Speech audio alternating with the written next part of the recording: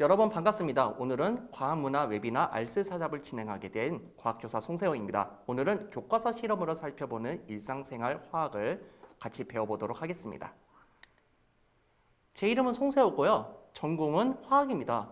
여러분 과학은 전공이 4가지 분야가 있습니다. 물리, 화학, 생물, 지구과학이 있습니다. 그중 여러분이 가장 어려워하는 과목 중 하나가 화학인데요. 이 화학을 어려워하는데 오늘 이 시간을 통해서 케미스트리가 케미스트라이 여러분이 노력하면은 극복할 수 있는 화학이 되도록 제가 도움을 드리도록 하겠습니다.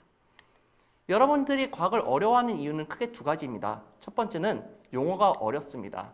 그래서 원자가 뭐지? 원소가 뭐지? 분자, 이온 잘 모르겠는데 이런 감정을 가지고 있는데 심지어 보이지가 않습니다.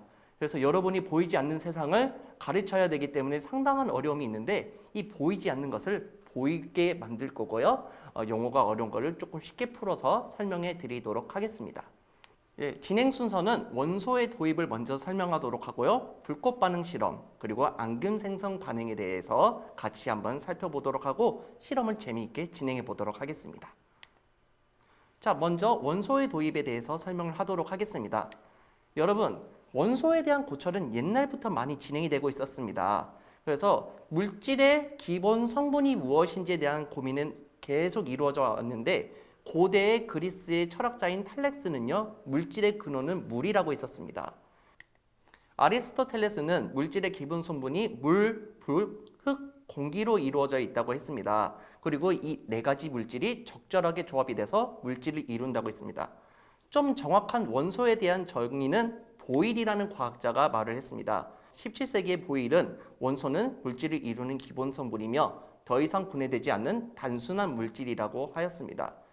그리고 라부아제는 물을 수소와 산소로 분해하여 물이 원소가 아님을 증명하였습니다. 그래서 물은 수소 원소랑 산소 원소로 이루어져 있다고 하는데 이거에 관련된 실험을 보여드리도록 하겠습니다. 이 실험의 목적은 물이 원소가 아니라는 점을 밝히기 위한 실험입니다. 라부아제는 뜨거운 주철관에 물을 부어서 수소기체와 산소기체로 분리하였습니다. 지금 하는 전기분해 실험도 결국 물을 전기분해하여 물이 원소가 아니다는 것을 증명하기 위해서입니다. 물을 전기분해할 경우 분자 모형은 다음과 같습니다. 물분자 2개가 분해할 때는 수소기체 2분자와 산소기체 1분자로 분해되는 것을 확인할 수 있습니다. 제가 한 실험에선 정확하지 않았지만 오른쪽 그림을 참고하면 시험관 속에 모인 수소기체와 산소기체의 부피비는 2대1인 것을 확인할 수가 있습니다. 수소기체는 마이너스 극에서 발생하고 산소기체는 플러스 극에서 발생하는 것을 확인할 수 있습니다. 수소이온은 양이온이라 마이너스 극에 잘 끌려가고 산화이온은 음이온이기 때문에 플러스 극에 잘 끌려가기 때문입니다. 육안으로는 잘 안 보일 수가 있는데 BTB 용액의 지시학의 색깔로 액성을 판단할 수 있습니다. 플러스 극에서는 노란색을 띠고 있어서 산성이며 마이너스 극에서는 파란색을 띠고 있어서 염계성입니다. 플러스 극에서 산소기체가 발생하는 반응은 산화반응인데 물이 전자를 이루면서 산소기체가 발생하고 이때 수소이온이 발생하기 때문에 산성을 띱니다. 마이너스 극에서는 수소기체가 발생하는 반응은 환원반응인데 물이 전자를 얻으면서 수소기체가 발생하고 이때 수산화이온이 발생하기 때문에 염기성을 띱니다.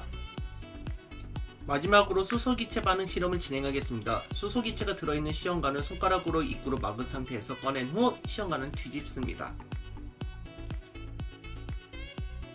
성냥불에 불을 붙인 후 시험관 입구에 가까이 하고 손가락을 떼어 봅니다.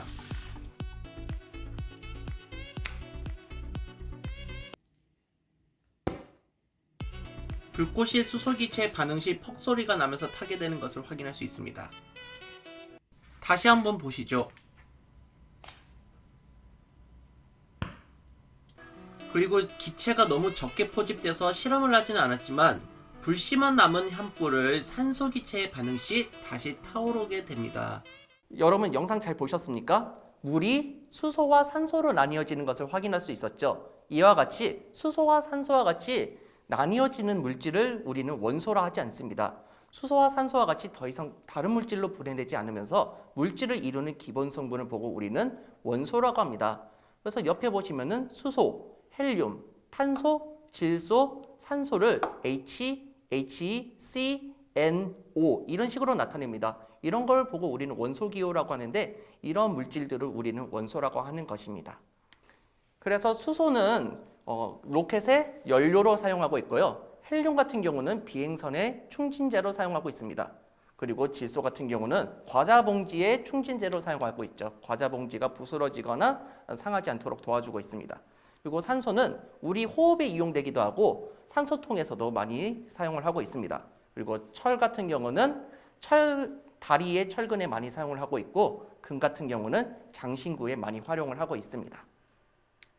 대한화학회에서는요, 이 원소를 118가지로 정리를 해서 주기율표를 만들었습니다. 그래서 현재 90여 가지는 자연에서 발견되었고 나머지는 인공적으로 만들었습니다. 그래서 여러분이 앞으로 탄소를 많이 공부하시게 될 텐데 이 탄소가 석유에도 들어가 있고 여러 가지 단백질이라든지 이런 곳에도 들어가 있습니다. 그래서 이런 거를 열심히 공부하는 분야가 유기화학입니다. 그리고 테크네튬이라고 하는 건데 이거는 좀 의미가 있어서 가져왔는데요. 사람들이 처음 발견한 인공적인 원소라고 합니다. 자, 그러면은 이제 본격적으로 이런 원소를 배웠으니까 불꽃 반응 실험에 대해서 한번 배워보도록 할 텐데요. 여러분 가정에서 가스레인지를 켜면 어떤 불꽃 반응색이 나옵니까? 그렇죠. 푸른색이 나오는 것을 확인할 수 있습니다. 그런데 주전자에 물이 끓어 넘치거나 냄비가 끓어 넘치면서 주황색이나 노란색의 불꽃색으로 바뀌는 것을 확인한 적이 있을 겁니다. 왜 이럴까요? 그 이유는 바로 불꽃 반응 때문입니다. 금속 원소의 종류에 따라 특정한 불꽃 반응색이 나타나는 현상을 말합니다. 불꽃 반응이 일어날 때 빨간색은 리튬, 노란색은 나트륨, 보라색은 칼륨, 주황색은 칼슘, 빨간색은 스트론튬, 청록색은 구리가 나타나게 되는 것입니다.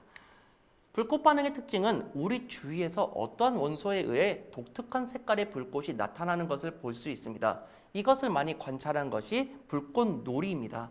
그래서 다양한 색깔의 불꽃이 터지는 것을 볼 수 있는데 이런 것이 첫 번째 특징이라고 볼 수 있겠습니다. 그리고 특정 원소나 그 원소에 포함되는 물질에 불을 붙이면은 특정한 불꽃 반응색이 나타납니다. 아래와 같은 불꽃 반응색이 되게 이쁘게 나타나는 것을 확인할 수 있죠. 그래서 여러분들이 이 불꽃 반응색을 잘 기억하기 위해서 암기법을 한번 알려드리고자 합니다. 그래서 꼭 기억해야 되는 금속 원소를 6가지를 제시하고자 하는데요.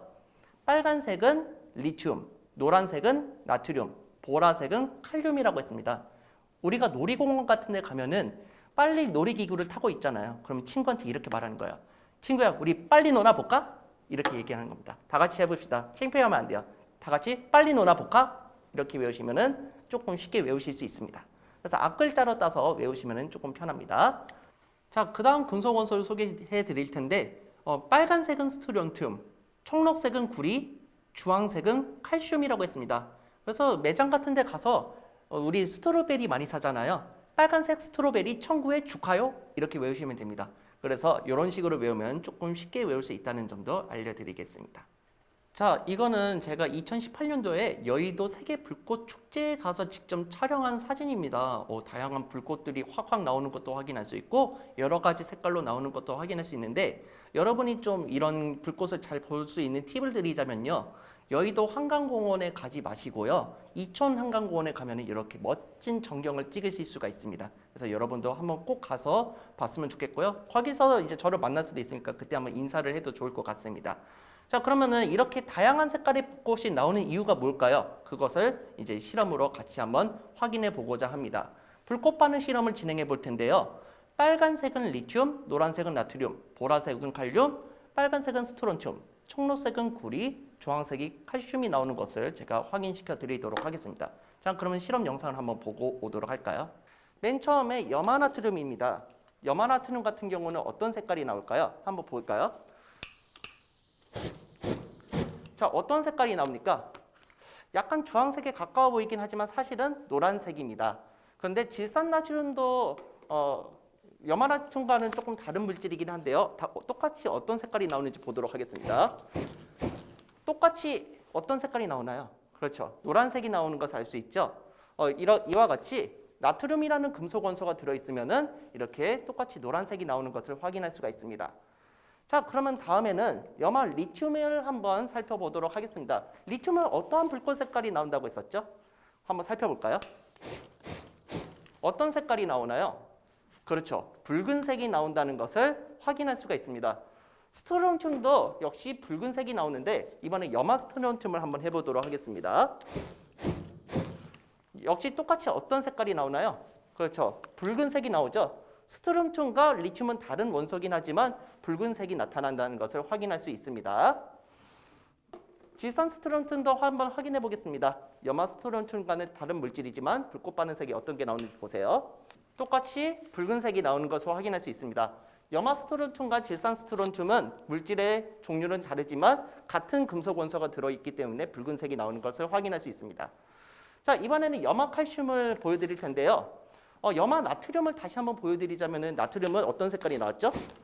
노란색이 나왔습니다. 그런데 진짜 주황색은 어떤 색깔로 나오는지 보도록 할게요. 자, 주황색이 약간 더 진하다는 것을 알 수 있죠? 염화 나트륨보다 조금 더 진한 주황색이 나오는 것을 확인할 수 있겠습니다. 자, 질산칼슘도 한번 해보도록 할 텐데요. 똑같이 주황색이 나오는 것을 확인할 수 있습니다. 질산칼슘과 염화칼슘 둘 다 칼슘이라는 금속 원소가 들어있기 때문에 주황색을 나타낸다는 것을 알 수 있습니다. 자, 다음은 조금 이번에는 이쁜 색깔이 나오게 될 겁니다. 염화 칼륨입니다. 같이 보도록 하겠습니다.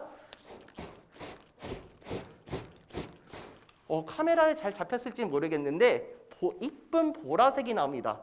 그래서 이런 것도 확인할 수가 있고요. 질산 칼륨도 한번 해보도록 하겠습니다.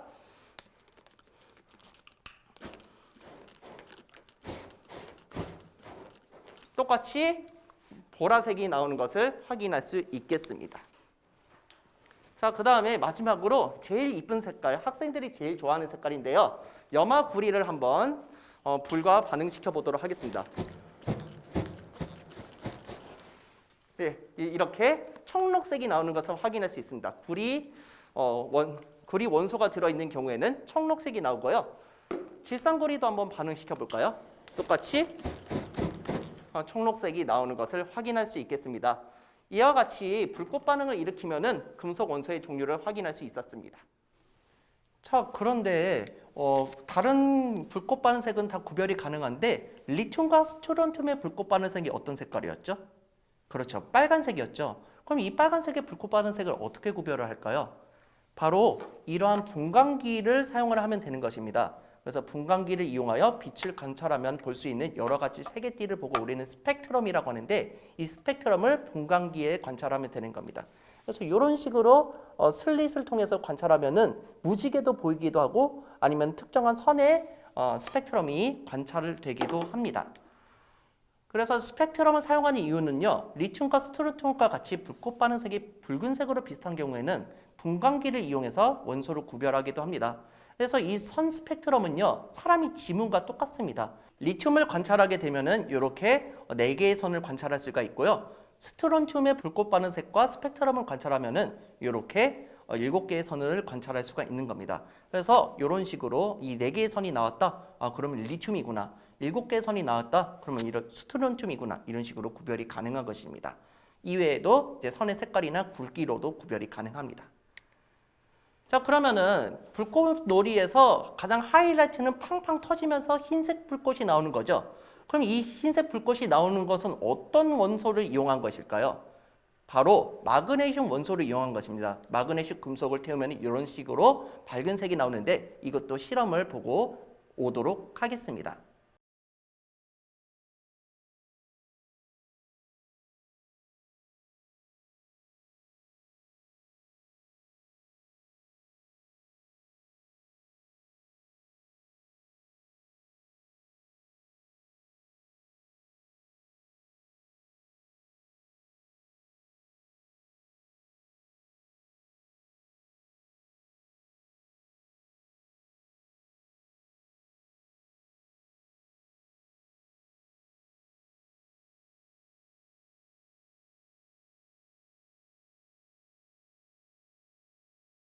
실험에서 보시면은 이 기다란 게 마그네슘 조각입니다. 이 마그네슘 조각을 토치로 굽게 되면은 이렇게 밝은 빛이 발생하게 됩니다. 이런 것을 연소 반응이라고 하는데 마그네슘 금속과 산소 기체가 반응하여 산화마그네슘이 형성되면서 이렇게 밝은 빛을 내놓게 되는 것입니다.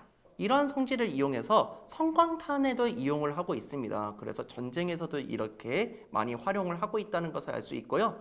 마그네슘이 산소 기체와 반응하여 산화 마그네슘이 되는 이 연소 반응을 보고 우리는 화학 반응이라고 한다는 것도 기억해 두시면 좋을 것 같습니다. 자, 마지막 실험은 앙금 생성 반응인데 이거에 관련된 내용도 한번 배워보도록 하겠습니다. 여러분이 생수를 많이 사드셔 보셨을 텐데요. 이 생수의 뒷면에 보면은 이렇게 원소의 성분이 나타나 있습니다. 뭐 칼륨이나 칼슘, 나트륨, 마그네슘, 불소 이런 것들이 있다는 것을 확인할 수 있는데 사실 칼슘이나 뭐 칼륨 이런 것들이 금속 형태로 들어있으면 상당히 이상하겠죠. 그래서 이게 이온으로 들어 있다고 합니다. 그래서 이온이 어떻게 존재하게 되는지 살펴보도록 하겠습니다. 자, 여러분 원자에 대해서 먼저 배워야 되는데요. 여러분 이렇게 구리덩어리가 있습니다. 이거를 쪼갤 수 있을까요? 그렇죠. 쪼갤 수 있죠. 쪼개다 보면은 구리 가루가 될 것입니다. 그리고 이 가루를 계속 무한히 쪼개다 보면은 언젠간 나뉘어지지 않은 입자가 생기게 됩니다. 그걸 보고 우리는 구리 기본 입자라고 하고요. 이거를 단 두 글자로 원자라고 표현을 하는 것입니다. 그래서 지금 더 이상 나뉘어지지 않는 기본 입자를 구리 원자라고 표현을 하는 것이죠. 그럼 원소도 있고 원자도 있는데 이제 슬슬 용어가 헷갈리기 시작할 겁니다. 그래서 이걸 간단하게 정리를 해드리자면요. 원소는 성분이라고 생각하면 됩니다. 수소라는 H 성분이 하나 있고요. O라는 성분이 하나 있다는 겁니다. 그래서 H, O 두 종류의 원소가 들어있다고 하는 겁니다. 알파벳의 종류를 보면 된다고 생각하시면 되겠습니다. 그리고 원자는요. 개수라고 생각하면 됩니다. H라는 알파벳이 두 개 있고 산소라는 알파벳이 하나 있죠. 그래서 H 원자가 두 개 있고 산소 원자가 하나 있다고 표현을 하는 겁니다. 그래서 총 원자의 개수가 세 개라고 표현을 하는 것이죠. 그래서 원소는 성분이라고 생각하시고요. 원자는 개수라고 생각하시면 편합니다. 자, 그러면은 원자가 이온이 되는 것에 대해서 설명을 해봐야 되는데요. 원자핵이 가운데 플러스라고 되어 있는 게 있습니다. 그리고 전자가 마이너스로 되어 있습니다. 이 원자핵의 전하량과 전자의 총 전하량이 같으면 이걸 보고 우리는 원자라고 합니다. 그래서 원자는 전기적으로 중성이라고 하는 것입니다. 하지만 이 원자가 전자를 잃거나 얻어서 만들어지는 전하를 띠는 입자가 발생하게 되는데요. 예를 들어서 제가 이 전자를 움직여 보겠습니다. 이렇게 움직여 볼게요. 뿅 나갔죠. 이런 걸 보고 우리는 이온이라고 하는 것입니다. 이제 원자핵의 전하량이 전자의 총 전하량보다 더 많아지기 때문에 이런 것을 보고 우리는 양이온이라고 하는 것입니다. 그래서 이온의 종류는 총 두 가지가 있습니다. 첫 번째는 원자가 전자를 잃어서 양이온이 되는 것이고요. 두 번째는 원자가 전자를 얻게 되면서 음이온이 되는 것을 확인할 수가 있습니다. 자, 이렇게 이온의 종류를 살펴봤는데요. 앙금은요. 이온이 들어있는 두 수용액을 섞었을 때 생성되는 물에 녹지 않는 물질을 말합니다. 특정 양이온과 특정 음이온이 만나게 되면은 이렇게 앙금이 생성되는데요. 이런 반응을 앙금 생성 반응이라고 합니다. 수용액에 들어있는 이온끼리 반응하여 앙금이 만들어지는 반응인데요. 염화 이온이 들어있는지 확인하려면 우리가 질산은이라는 물질을 사용하면 됩니다. 염화 나트륨 수용액과 질산은 수용액을 반응시키게 되면요. 염화 나트륨의 나트륨 이온과 질산은의 은이온이 만나게 되면서 염화은이라는 앙금이 생성되게 됩니다. 즉 흰색의 염화은 앙금이 생성되게 되는 것이고요. 앙금 생성 반응을 이용하면 수용액에 들어있는 이온을 확인할 수 있습니다. 자, 그래서 첫 번째 실험은 질산은을 증류수에 넣어보는 겁니다. 그런데 증류수에 넣어보게 되면은 앙금이 생성되지 않는다는 것을 알 수 있습니다. 여기에는 염화은이 없는 것이죠. 그런데 질산은을 수돗물에다 넣으면은 흰색 앙금이 생성됩니다. 이때 흰색 앙금이 생성되는데 이걸 보고 염화 이온이 수돗물에 존재하는구나 라는 것을 확인할 수 있는 것입니다. 자, 다음 실험도 보도록 할 텐데요. 두 가지 물질을 섞고 있는데 은이온과 염화이온이 만나게 되면은 염화은이라는 흰색 앙금이 생성되는 것을 확인할 수가 있고요. 바륨이온과 황산이온이 반응하면은 황산 바륨이 나오면서 흰색 앙금이 생성되는 것을 확인할 수 있습니다. 그리고 칼슘이온과 탄산이온이 반응하면서 탄산칼슘이라는 흰색 앙금이 나오는 것을 확인할 수 있고요. 이번엔 좀 색깔이 이쁘게 나올 텐데요. 나비온과 아이오딘화 이온이 반응하면서 아이오딘화 납이 만들어지는 것을 확인할 수 있습니다. 노란색 앙금이 만들어지는 것을 확인할 수 있죠. 마지막으로 구리 이온과 황 이온이 반응하면은 황화구리가 만들어지게 됩니다. 검은색의 앙금이 나오는 것을 확인을 할 수 있습니다. 자, 그러면은 앙금 생성 반응의 일상적인 예를 살펴보도록 하겠습니다. 여러분, 미역국에 파가 들어간 걸 본 적이 있으십니까? 실제로 여러분들이 많이 본 적이 없으실 겁니다. 왜냐하면 미역하고 파는 음식 성향이 맞지가 않습니다. 왜냐하면 미역에는 칼슘 이온이 들어있고 파에는 옥살산 이온이 들어있습니다. 옥살산 이온과 칼슘 이온이 만나게 되면 앙금이 생성되게 되는데요. 이때 칼슘 이온이 우리 몸에 흡수되는 것을 방해하게 됩니다. 그래서 영양학적으로도 미역하고 파는 같이 들어가지 않습니다. 마찬가지로 두부랑 시금치도 마찬가지입니다. 두부에 칼슘 이온이 있고 시금치에 옥살산 이온이 있는데 이거 두 개가 반응하게 되면은 역시 칼슘 이온이 몸에 흡수되는 걸 막겠죠. 그러면 두부를 열심히 먹었는데 효능이 없는 겁니다. 그래서 이 시금치를 어떻게 하면 되냐면은 데치시면 됩니다. 데치면은 옥살산이 분해가 되기 때문에 먹는데 큰 지장이 없다고 합니다. 그리고 소변에서 발견된 옥살산 칼슘 결정 사진을 옆에 보여드렸는데요. 이런 게 있으면은 요로결석 같은 게 걸릴 수도 있다는 것도 알고 계시면 좋을 것 같습니다. 자, 마지막은 보일러와 주전자의 이야기를 해보도록 하겠습니다. 보일러 같은 경우는 관이 많이 막히는 사고가 나게 됩니다. 왜 그러냐면은 샘물을 사용해서 그렇습니다. 마그네슘 이온과 칼슘 이온이 많이 들어있는 물을 보고 우리는 샘물이라고 합니다.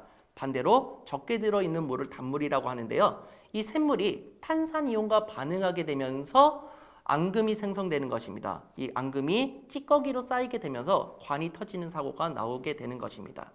주전자도 샘물을 넣고 끓이게 되면은 거기 안에서 탄산 이온과 반응해서 이렇게 주전자 찌꺼기가 만들어지게 되는 것입니다. 그래서 옆에 보시면은 탄산칼슘 결정이 이렇게 사진으로 나와 있고요.